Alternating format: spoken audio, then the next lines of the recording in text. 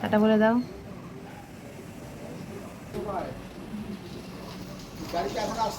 সেটাই তো দেখছি।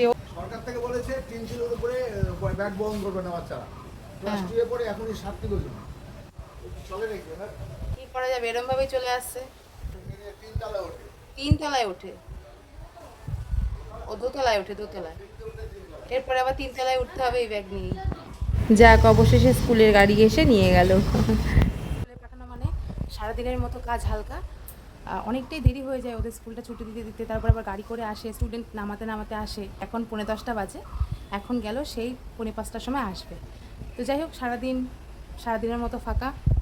তাণ্ডব চলে গেল বাড়ির থেকে। যাক, 2 দিন বাড়িতে ছিল, শনি আর রবি, ভালোই তাণ্ডব করেছে। বাড়িতে যখন থাকে তখন, মানে যখন শুক্রবার দিন স্কুল থেকে আসে তখন ভাবি যাক শনি রবি 2 দিন ছুটি, বেচারা একটু রেস্ট পাবে স্কুল থেকে। কিন্তু খুব একটা রেস্ট হয় না, পড়াশোনা থাকে। আর রবিবার দিন তো আরও এক্সট্রা কারিকুলাম অ্যাক্টিভিটিস অনেক কিছু থাকে, তো সেই জন্য খুব একটা রেস্ট হয় না, তবে স্কুল থেকে রেস্ট হয়।